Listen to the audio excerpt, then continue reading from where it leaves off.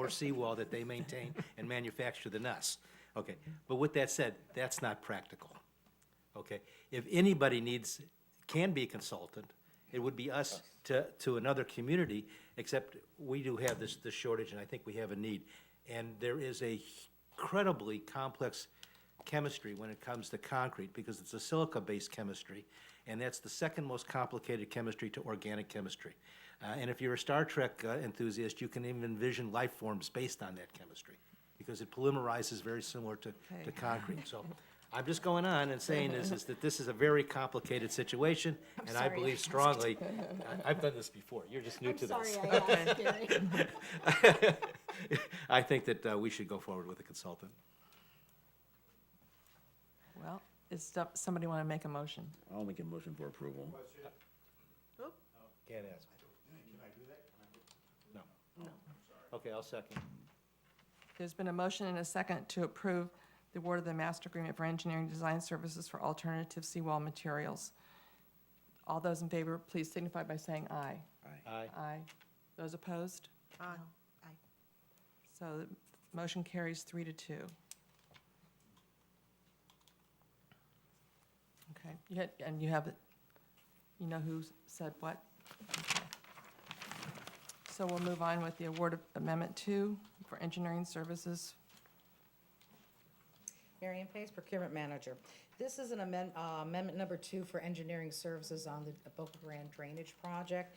Back in 2016, City Council awarded a master agreement for this project specifically, which also allowed us to negotiate additional scopes of work or specific authorizations based on negotiated fees. This particular specific authorization is to conduct a SUE, which is a subsurface underground engineering survey for utility locates to collect the data of all of our infrastructure out in that area, which will then be included in the overall design and would be a future specific authorization. Staff is recommending approval to award Amendment 2 to Kimley Horn for a not-to-exceed price of $86,095. Questions for Marion?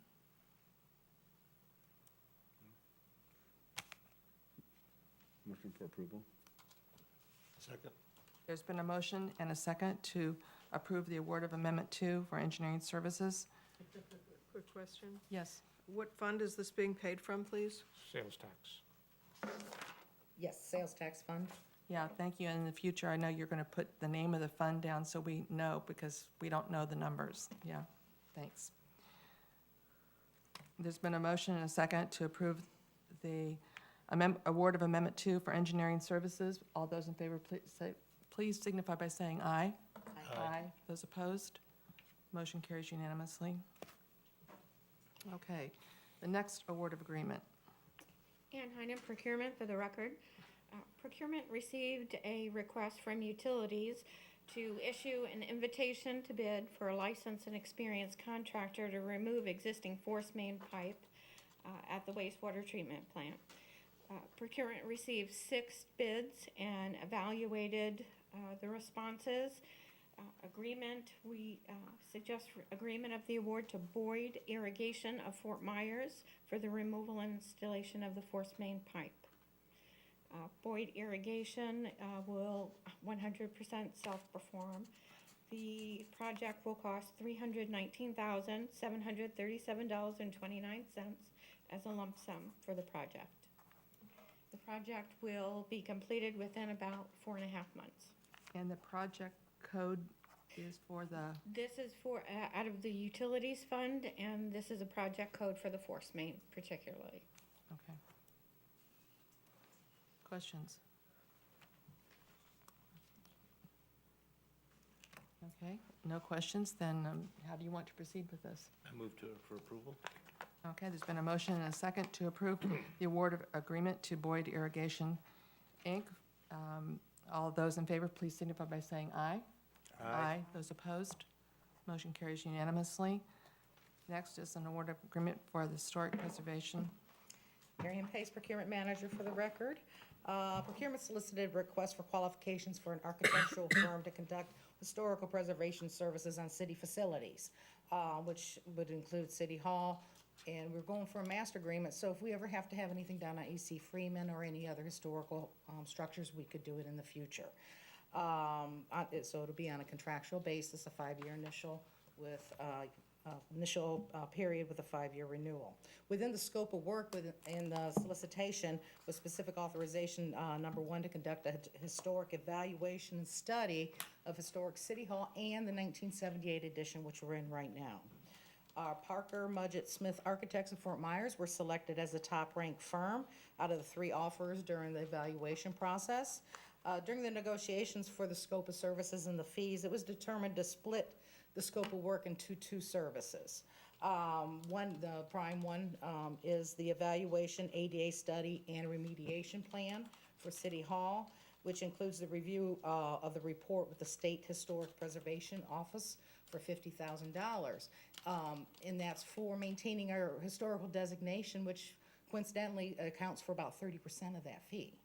To maintain that status. An optional service that we would like council to consider and provide direction on is to conduct a master space and security study of this facility for an additional $16,000. Both of those fees are not to exceed, and they're billed based on the actual hours for each task.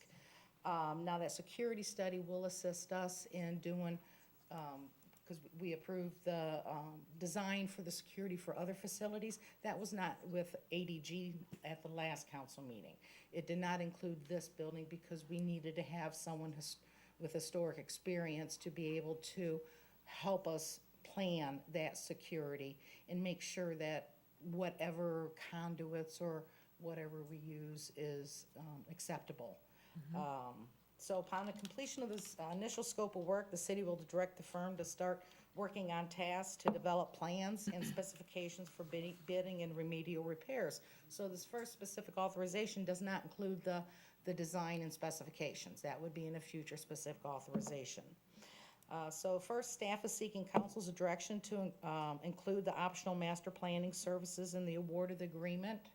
So, and then secondly, staff is recommending their appropriation of funds up to $66,000, which would include that option if you so choose, and award the master agreement a specific authorization with or without the optional services.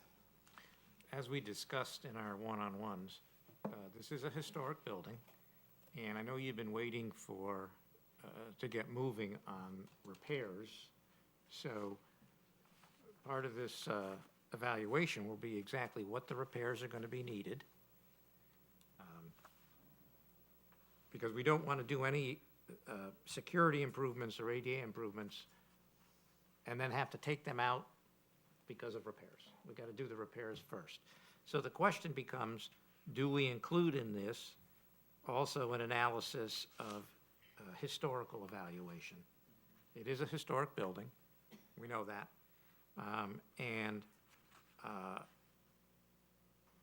Do we need to also include in this study or this report that we receive that part of the piece of the puzzle?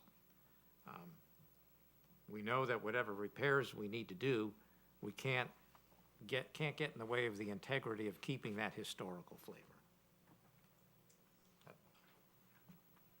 So I have a quick question. So is the City Hall in the historic district of Punta Gorda? Yes, So we would want to maintain the integrity of the historic integrity of the Punta Gorda? of course we do. What's the argument? Yeah, you make a very good point, Gary. It's, yeah. Other questions or comments? Just say that, I mean, we need to support our identity, and this is, our history is our identity.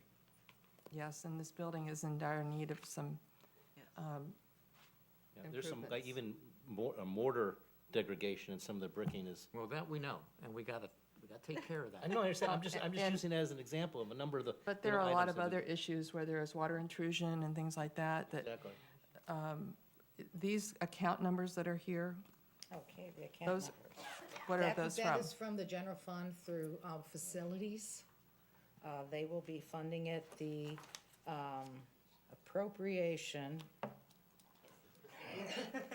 Kristen Simeone, Finance Director. So We'd already appropriated 40,000 for this project out of the general fund, and we would need up to an additional 26,000 if you decide to go ahead, and we would use it from the current reserves, operating reserves. Okay.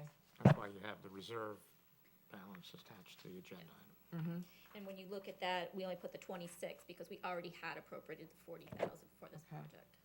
And if we come up with a significant plan to improve the building, to work on the building as far as the historic update, you indicated that that could be local option sales tax Well, dollars? depending on what comes out of this, if it's a significant amount of dollars that we need, sure, it could be on the sales tax list for the next go-around.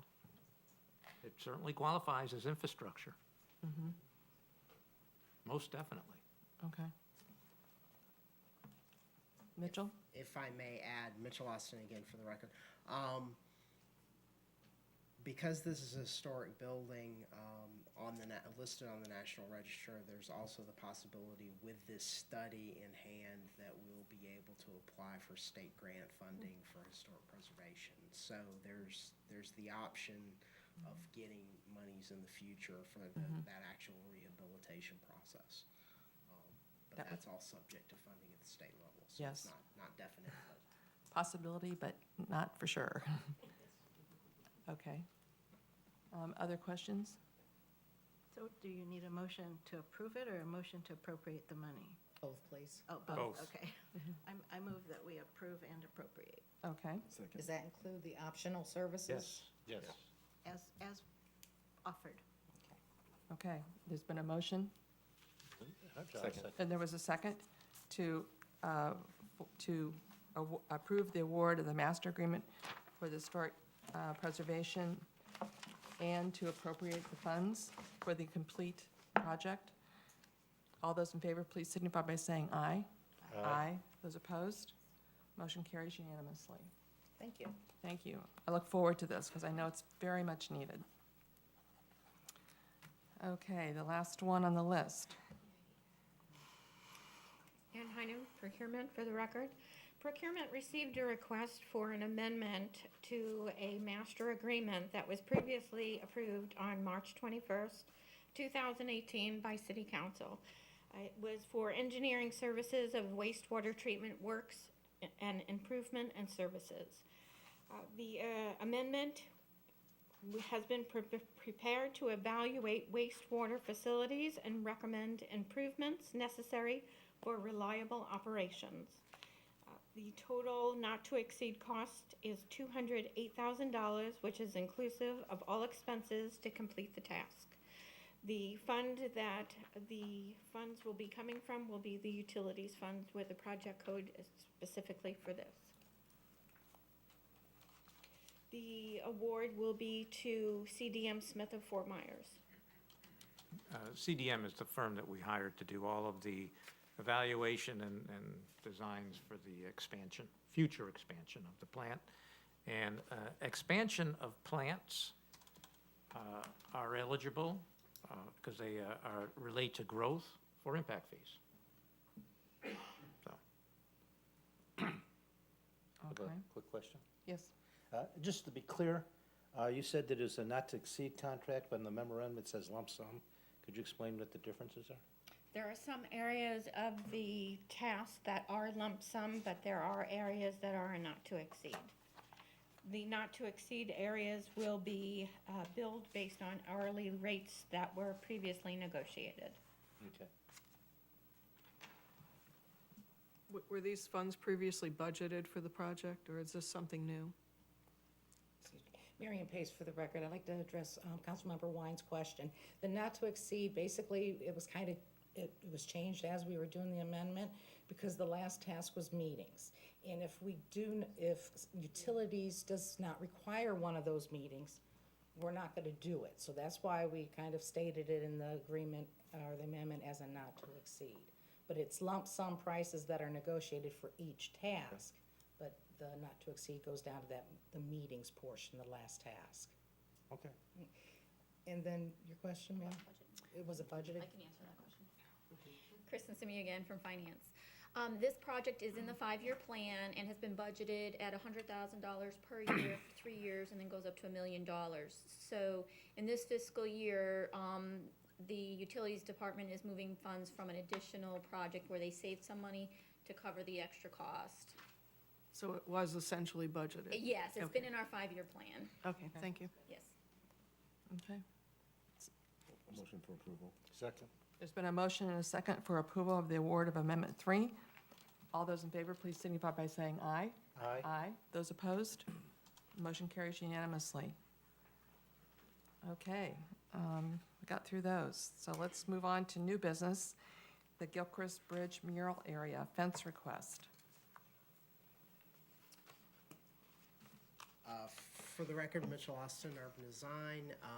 As mentioned under citizen comments, the Punta Gorda Historic Mural Society came to city staff with a concern regarding safety on the bridge embankment areas adjacent to the mural, and they proposed that we install fencing in that area to help suggest that people not climb up there. And also to eliminate some of the tripping hazard, particularly on the east end. The artist who is currently working on that mural, Skip, has prepared the two photographic images that you see of bollards that would have chains connected to limit access to those areas. City staff is looking for direction on this. Proposed cost, we're thinking, is around $5,000. Any of these improvements would need to go to FDOT for approval, and we need to know if you wanted to pursue it before we approach them with this potential project. So that's where we're going to see if they will even allow us to do this, or they want something completely different, or they would prefer to see nothing at all. We don't know yet. First of all, Debbie? full disclosure, I am on the board of the Mural Society, okay? Taking that off the table. If we had not painted a mural there and people were still tripping, we would have still had to put something there, correct? Definitely. Okay, so this is not just a preserving the artwork kind of thing, okay. No, the Mural Society just brought it to our attention. Now that the space is so much more reasonably attractive and a lot more people are paying attention to it, it's been drawn to our attention that there's a My potential concern is safety it's very slick, and I see problems in the future from that, but I'm glad to see that. Glenn? Are we also going to have signage to accompany the bollards so that people are aware that they are not allowed on that mural? We hadn't considered that at this point. It may be something that's necessary. I think we need to do this, but I don't know that it's going to be enough to keep people off of it. That's my concern. Electrified. Well, it's interesting you mentioned that because, it's beautiful. And we took friends who were visiting on Easter Sunday in the afternoon. We took them down to the Harbor Walk to walk their dogs and to show them the mural. And so lots of people were looking at the mural. And over on, if you can switch to the other picture, over on where the stones are, all these kids were up there playing on that. And so my question, and I've talked with numerous residents, wondering, with that little short bollard that sticks up at the little short one, if you can point to that one right there, yeah, they were wondering if we can't have little short ones continue with the chain all the way across the mural, because it's kind of in keeping with the harbor kind of look, and it would really indicate to people that, stay off of this, but wondering also how do you keep people from coming from where the stones are onto the mural as well? And if we have to have something that kind of turns the corner a little bit to kind of indicate, stay away. I think we need signage. Do you really want those little bollards detracting from the actual mural? It was a comment. It was a suggestion by residents. We're taking all comments and considerations. That's my comment on the comment. You mean like maybe up here? Well, that was another one. Do we need to actually take some bollard up along the side of the mural by the stone, just to kind of show, turn the corner, just to show, stay away? I don't know. As a challenging former 10-year-old, even these wouldn't keep me off of that. I'm just saying. So I'm just saying is any kids that are just focused on having a good time, this is not going to stop them. But there's the 90-10 rule here. This is going to take care of 90% of the problem. And Or the do we stones start- are going to. Surprised at the percentage of people walking on that are not 10-year-olds. Well, I didn't say that I'd grown more than that. I mean, know, but I'm I would do saying that with a grandson. That is an but- adult population problem as well. Well, okay. Anyway, it's point made. So, but I do think that the way this is depicted is not only aesthetic, but also take care of Right. 90% of the problem. Kelly, do you want to comment on that? That, you know, as far as the, Kelly Gaylord, Punta Mural Society. We actually think this will deter 90+%. You're always gonna have people climbing up the concrete side. Actually, the other side is actually worse. This side is pretty steep. I don't know if you can go back to the other one. The other one is more gradual, and we get a lot of people that climb up that side. There's actually people that come off of the green part above on their bicycles and come right down this side. And in the past, they've gone right on the concrete. We've actually seen them go right on the concrete, right to the harbor walk. So this will deter them. As long as they stay on that other kind of gray side, that's fine. You're never gonna keep everybody off, but it's the idea that you shouldn't go on it. We've also found, to Council Member Matthews' point about signage, we currently have signs across the entire mural right now. And as recently as Saturday, I had a guy who was standing right next to the sign go, "Oh, can I hop up on this?" That says no jumping up on the on the wall. Signs typically are good for a day or two, and then they just don't last. People don't read them. In our opinion, I think Mitchell probably has a better understanding of that as well. We've talked about that. We think this is a first good deterrent, and it also gets rid of the necessity for the skateboard stoppers by having that chain go across so the skateboarders can't go up. And I think anything that would go across the front of the mural would detract from it. All the way the length of the entire mural would detract from it. So. And just to point out, it was pointed out earlier that since the mural's been going up, the graffiti has gone down precipitously. That speaks well to the respect that anybody that wants to have a good time will have when they see a good piece of art. So that's why I think it's 90+ what we got, Kyle. David, you had a question? I have a question of Mitchell. Mitchell, whose abutment is this? It belongs to FDOT, it's their Okay. facility. So why are we taking on a responsibility for minimizing the potential liability of DOT? Well, the reason that we would be FDOT does not recognize it as any potential liability issue. It hasn't been brought to their attention with a lawsuit or a trip and fall at this point, I would imagine is the reason. So my concern as the city attorney is that by putting up these bollards, we are recognizing the potential liability, okay?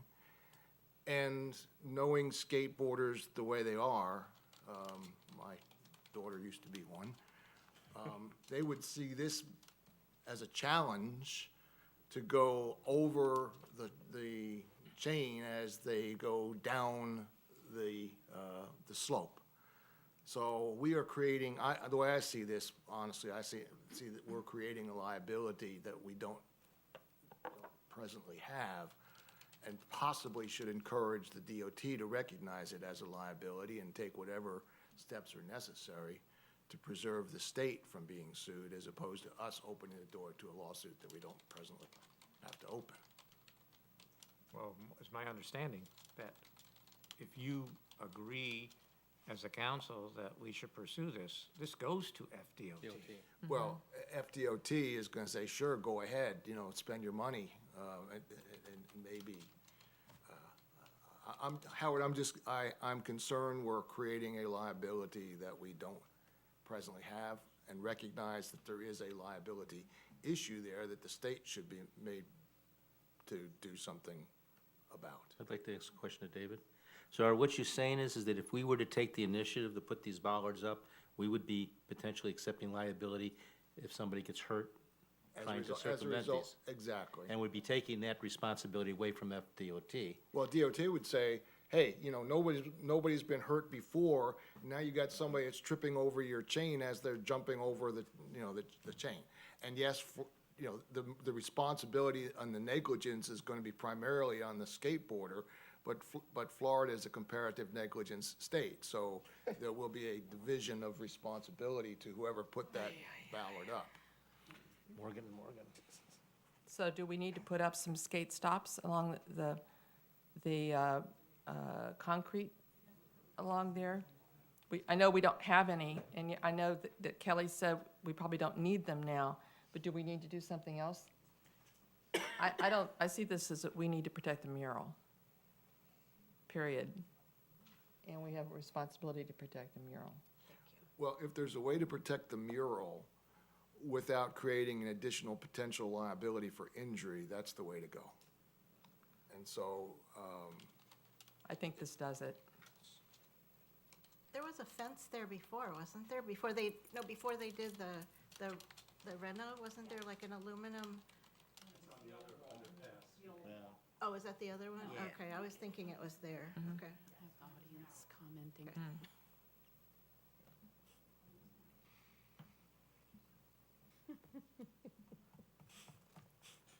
Council, what's your pleasure? Oh, geez. Initially, I'd like to approach FDOT and see if we could get them to see the light, so to speak, initially. And then come back, and I happen to agree, because there's risk in everything, including going down a street here, a one-way street here, because there's frequently people that go the other way. So I would say that our primary concern is to protect the mural. And I would say, since we have to approach FDOT to begin with, let's try to approach them with making a case to see if we can get them to buy into the liability up front. And if not, then we revisit it, and we'll probably say, okay, let's go ahead and take I'm thinking that sense. I agree with that, because I really can see people falling and hitting themselves and us getting blamed for it. On this? Yeah. I mean, I'm saying that scenario David's saying, I could see someone being crazy and trying to jump it or something crazy and like, But, bam. I look at it differently. I look at it as people can do anything, anywhere. If that was the case, then we need to go around our city and put bumpers. rubber bumpers on everything. Pillows. No, but I there's. mean, seriously. But we're creating a hazard worse than the hazard that presently exists. And we're creating a hazard that we don't necessarily have to create. Oh, I disagree. Okay, well, that's my job, is to kind of, identify. But I have another disagree question. that But it's worse than and what it's- already is there. And it's our job to be able to say we don't agree, and we can, Yeah, absolutely. I've said my piece. Yes. you've advised us on numerous things that, sometimes we go, well, No, that's, So- you're absolutely correct. I have a quick question. How many slip and falls do we have a year? We have a lot. We have a lot, okay. So people are gonna do that anyway, and we survive. I'm going back to my original premises. I think we should try to make a case as we approach FDOT with the understanding, and hopefully they're not listening to me right now, that if they don't see it the way we like them to see it, that we bring it up and just go where I think the sense is that we wanna go right now. Gary's not here today, I was gonna see. Who do we need to talk to at FDOT, Zach? We'll make some connections and see who we need to talk to. Because we've at got FDOT. MPO next week, so Yes. we should, Yeah. can we postpone a decision on this until we talk to FDOT? That's what I'm proposing. we can certainly do that. I'm just So- agreeing with Nancy. I think our primary concern is to protect the mural. It is. Yeah, I don't disagree with any of what's been said, if we have to talk to FDOT, then let's do that first before we decide what we want to do. I like the- I like Do you the like plan. the design? Yes. Yes, Yeah. yes. Can we find out what the exact cost would be to do that, just so we have it in our back pocket? Yeah. Yes, we will know. All right, Okay, and that's what I Okay. would suggest we do. great. Okay, moving on to the next item.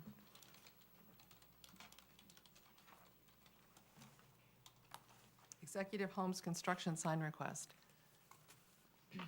Yes, staff received a request from Executive Homes, building duplexes over on Carmelita Street, to put up a larger than usual sign for the 4 duplex units. We, council approved the same for Taylor Row, for all the duplexes that were over there, so you didn't have individual signs going along, so. this Was is- it like this? No, it had a little more graphics on it. Taylor Row had a few more graphics on it. The contractor's here if you have any questions. Yes. You'll need to go to the podium, Rich. Good afternoon. Hello, Oh, actually, it's still morning. Good morning. by general contractor and president of Executive Homes. Okay, What I'm requesting is to put a temporary sign, the same as you approved for the one on Taylor Street, where it's down the street from there, the one that you approved for Perry Hoff's development. We want to keep just, up till we're done with the project, which we have 4 units going in there, and we want to get something up so people can see what we're doing. And we're trying to improve that whole area on the other side of 41. We've been building houses in there that I think we've upgraded the whole community. are you the one who built the homes along Allen Street? All of them, and They're- on Boca Grande, and that's what we're doing They're beautiful. on Carmelita, thank you. Questions? Maybe more of a editorial. I think this sign is way too complex for an investment opportunity for signage. I think it needs to be much more succinct and say, Executive Homes has duplexes for sale, and call this number if you're interested in buying one. I don't think I want to see all of that on a sign for a pre-sale. I just think that's way too busy, and it's distracting to the average person driving by it. I would like to see something real simple if we're going to approve signage. I just, And did you go by and look at the sign that you approved for Perry Hoff? Do you have a copy of that? I haven't been the down there city had- recently, but I have seen it, yes. It'd take me a few minutes to. Can you pull it up? Because that was one of the comments that I had from residents, was how busy the sign was and whether people, because of the amount of content on it, because when I read through it, they're going to be beautiful. And Yes, they you're are. really going to put a lot of really wonderful things in it. Would people actually be able to read all that as they're driving Well, by? I believe they would, yes. If they're interested, they'll stop and read it. Hopefully not in the middle of the That's street. what any advertising, I can't read this thing, but you guys are out of this agenda. You ought to be us. How many hours do we spend preparing for this? Question to leave it there, we're just, yeah. Okay. What- Well, this one has much, more graphics on it, and that was one of the things that residents are wondering about, making the one you're recommending have something on it, a picture that really captures the essence of what you're, Actually, these were finished before he did the pictures on them, and now he's doing some right next door. So I don't have a picture of these. I can make sure that we do something, but I want to explain, If I might, I don't. at the risk of, again, you're going to say we can't at the edit risk. content. Exactly. We can concern ourselves with the size of the sign, the duration that the sign is going to be up, the purpose of the sign, and even then it's sort of blurred, coming close to the line. But the actual content of the sign, we cannot regulate. We can suggest, that in keeping with the beauty of the city, that it perhaps be a little bit more aesthetically pleasing, but that's not a basis for denying the sign. Jaha? I mean, one thing on a practical level, he's building these and selling these. He's filling a need we have, and these signs won't be up too long because they'll be sold. So, I mean, I think this is not a problem. I think that he's meeting a need that our city needs right now. Lynn, you were going to make a comment? He's asking for 32 square feet. Is this going to be, what dimension is that? 4 by 8. And what is the sign size for the other ones on Taylor? They were 6 by 4. They were 24 square feet. No, I measured them, but they're 6 by 5. They're bigger than.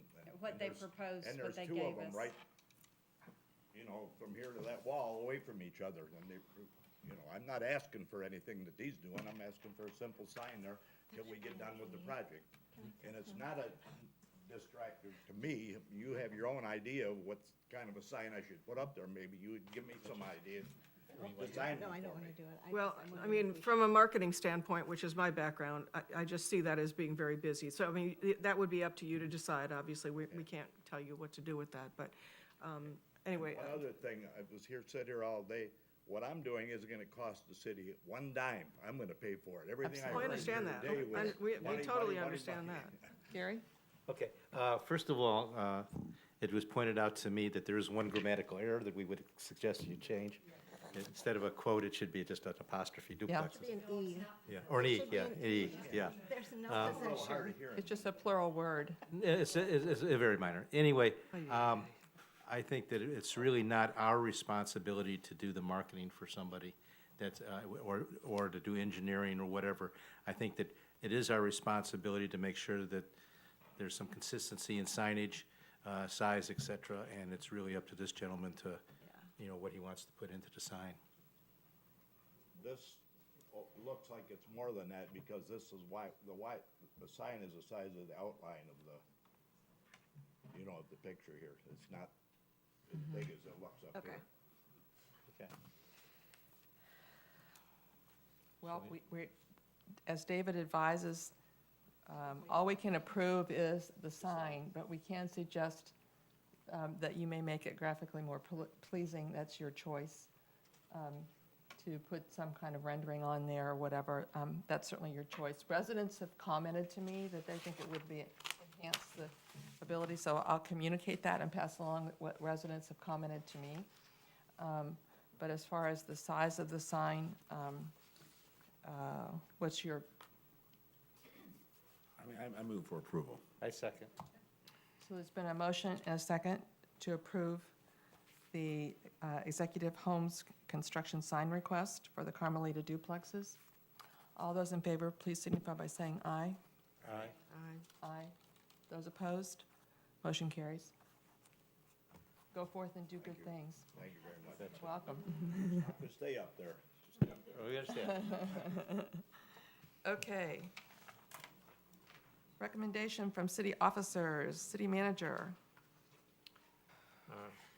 Our finance director informed me that yesterday we received another installment of $3.6 million for our FEMA reimbursement. That brings our total now to $13.1 million. Yes. Ching, all right, That's it. awesome. City attorney. Yes.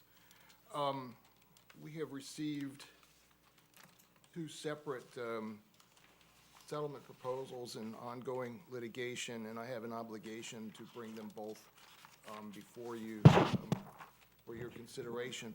The first is one that you previously had seen in the Vleco matter regarding the canal maintenance district assessments for PGI and BSI. This is the same proposal that was presented and then withdrawn. He's asked me to present it to you again for your consideration. There are four options, really, at the moment. There's to either accept the proposal as been submitted, to reject the proposal, to counter with a counteroffer, or to, if you want to actually discuss this in more detail, where you can ask me questions regarding strategy, et cetera, then if that's your desire, I would then at that point request a shade meeting. But as I said, you have the authority at this point to accept, reject, counter, or ask me to ask for a shade meeting.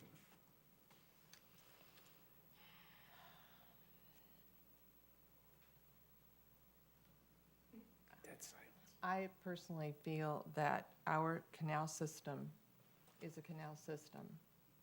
And when we are out there operating our vessels, we affect seawalls all over the canal system. So, and the seawalls are not owned by the resident, and it's like the roadway. So I don't see any reason why we should be, Let me help, Negotiating. let me help as part of the discussion.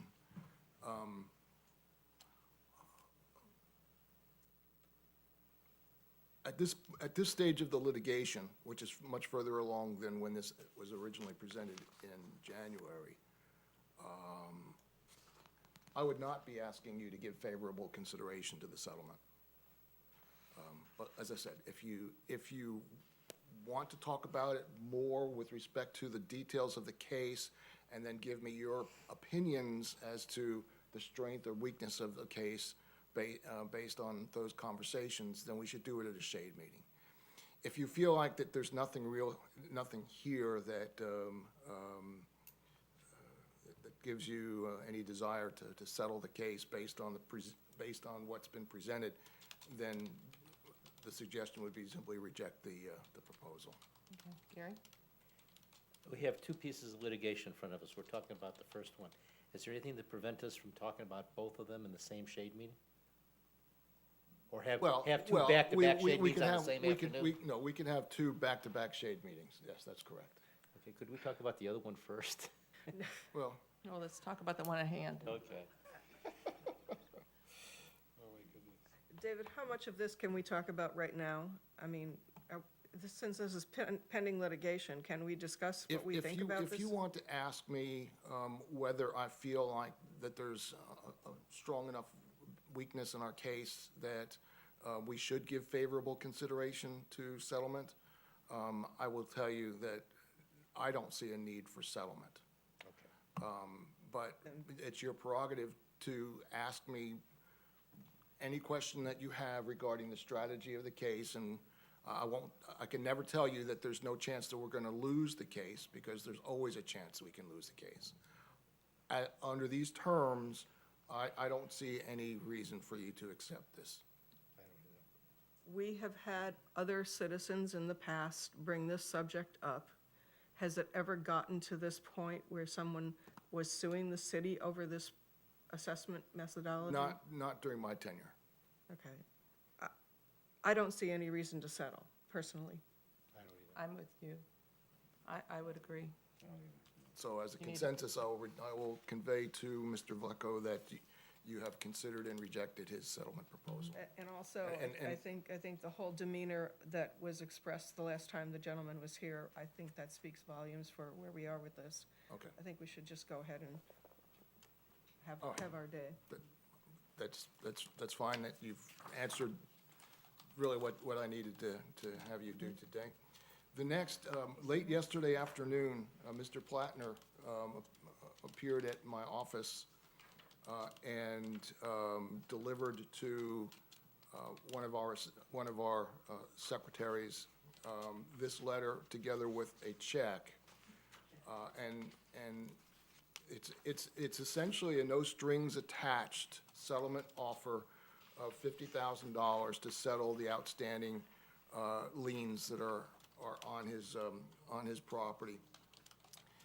We are in the process of foreclosure on those liens. I don't think that there's anything left to be done except go to court and get the court to make a judgment of foreclosure. Your options here are also the four that I mentioned before: accept, reject, counter, or request a shade meeting. What is the amount of the liens at this time? I believe, 120? Well, it was 100. yeah, they're in the neighborhood of 120 to 140 40 maybe thousand. Gary? I'm going to make one comment and then one question to David. We have not been treated respectfully by him, however, we have to keep that out of our decision-making process. With that said, have we determined what other liens and where our position is in the liens of that property at this point? Yeah, no, we have, and we feel that our case is, at least based on what we understand of what's in the record. My point But is, we I don't may- want us to spend $100,000 Right. to get 120. If, we want to do what's the best business sense at this point in Well, time. and I We may think- need to do that in a shade meeting, I don't know. Well, and I think that that's,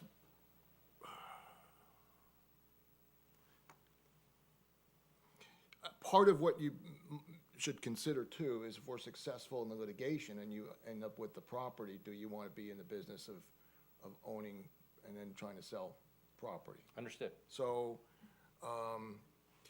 in the past, Mr. Plattner's offers have been minimal in terms of the amount and great with respect to the strings that were attached. So he at least has gotten the message that he should offer more money and take away those strings. He claims that he's ready to go to work. I wouldn't put a whole lot of stock in any of that. And there will be more, probably not greatly more in the way of the attorney's fees to reach the conclusion of a final judgment. But then there's always the opportunity that he could take an appeal of that judgment that would again generate legal fees.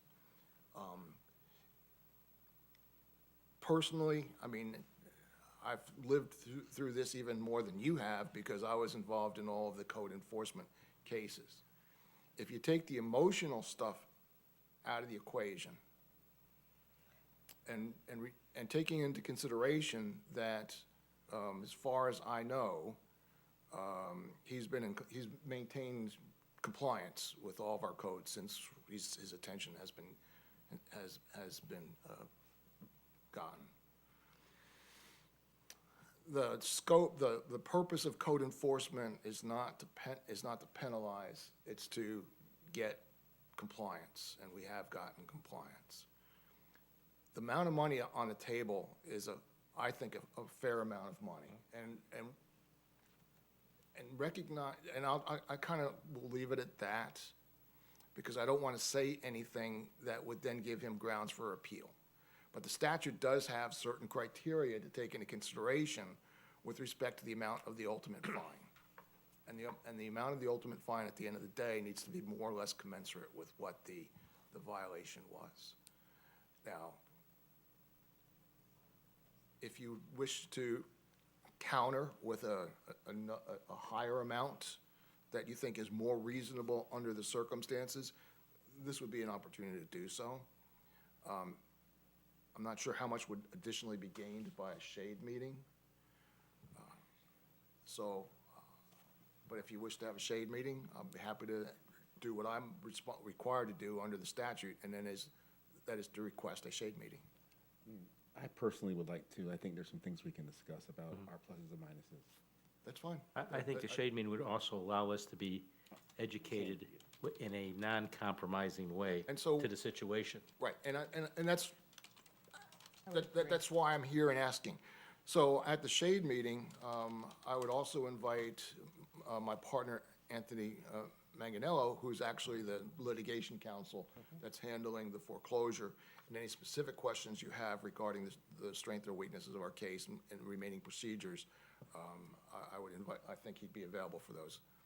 So I will let Mr. Plattner know that we're going to have a shade meeting. Would you like to schedule it for following? So the far, next- there's only two of us that have asked for it. Well, Are we in agreement? I'm sorry.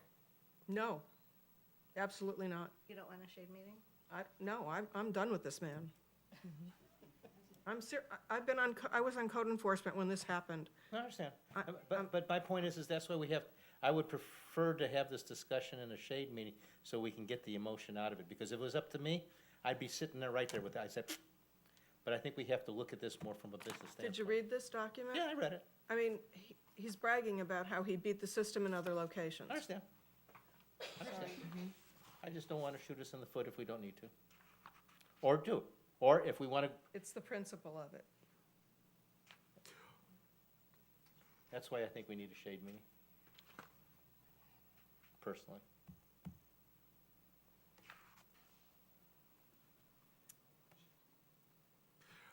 I think there's no downside to having a shade meeting. It gives everybody the opportunity to be on the same page as it relates to what the status of the case is, to be able to share comments that perhaps wouldn't be appropriate at this moment. And so the city attorney does have the authority to request that we have a shade meeting, and all you need to do is vote to accept the city attorney's request.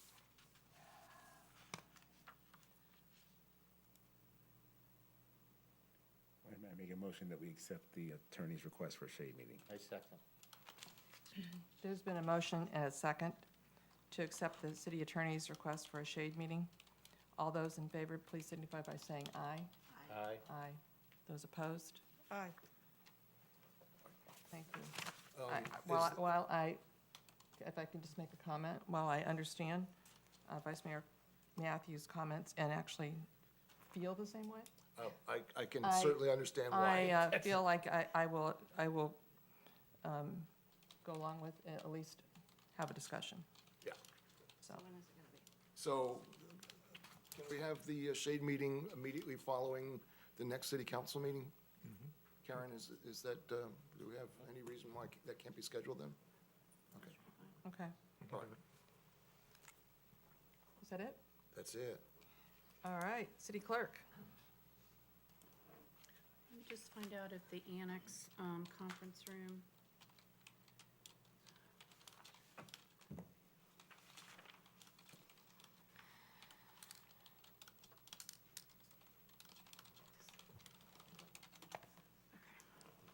See what Mikhail says about the availability of the conference room.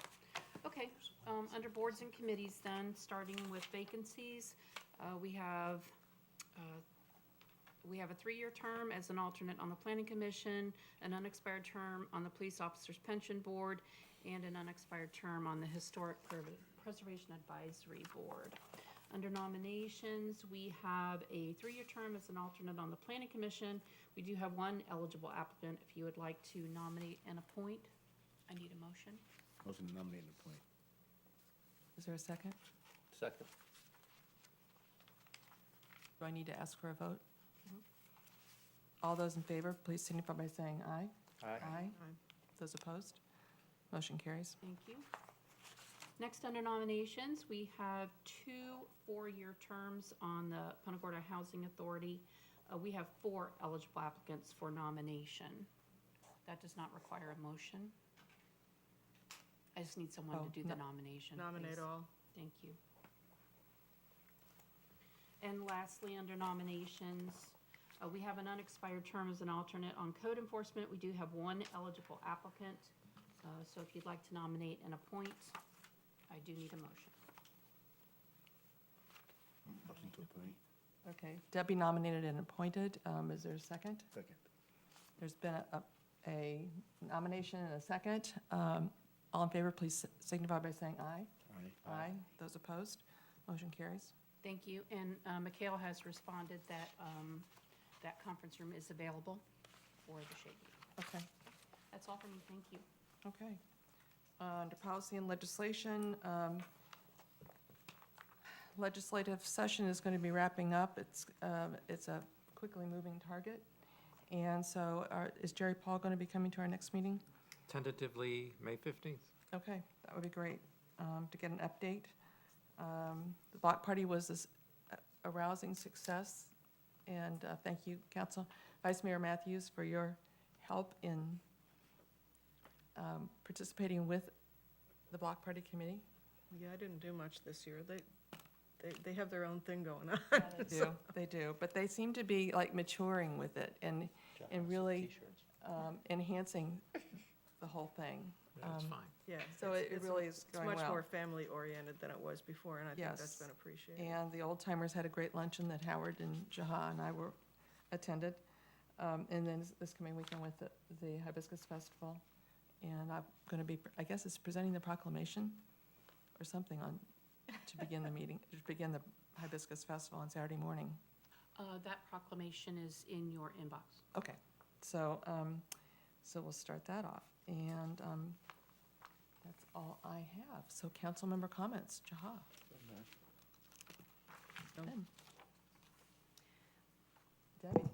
I did attend the Airport Authority Board meeting last Thursday, and I think that it's really exciting, the amount of interest that's being generated in our Punta Gorda Airport, and it looks like there are two really firm, economically footed, if that's an expression, businesses that are coming, and I think we should be watching for really great things coming there.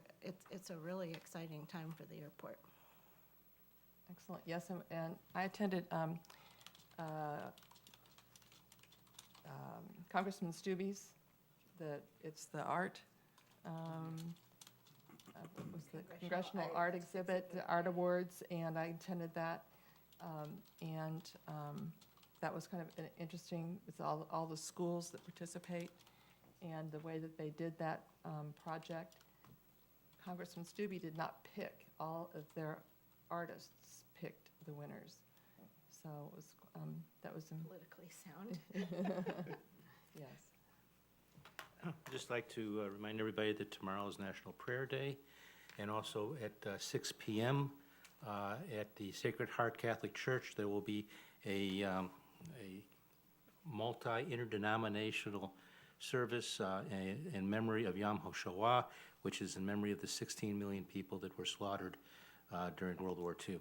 And that'll occur at 6 p.m., and it'll have a number of people also attending. Thanks for reminding us about National Day of Prayer, but that'll be tomorrow in front of Annex. the annex at noon. Otherwise, I plan to behave.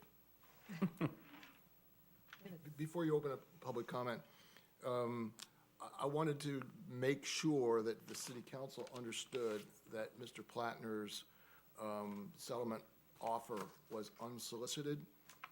It was not the result of any negotiation or suggestion by the city attorney to Mr. Plattner. I'm not authorized to engage in negotiations with him at this time, so we are not. And I'll leave it at that. Thank you. Thank you. Okay. With that, then we'll hear citizens' comments on any item. You have 3 minutes. Please come to the podium. Wow, what an eager attempt. I'm getting hungry, Nancy. Okay. Don Sabatini for the record. I just want to thank the council and Howard's staff for the great dialogue and discussion regarding the seawall issue. I think it was budget item C. I think there was a lot of clarity shed on that discussion, so thanks for that. And then secondly, on the Mr. Plattner situation, I think it behooves the city to ensure that they've looked at every minute and every hour by staff time that's been spent on this whole process from the time it started violations of all the codes to date, and that money is recouped in some format. I don't know how much that is, I don't know how long it would take to figure that out, but taking the emotion out, this is a business decision.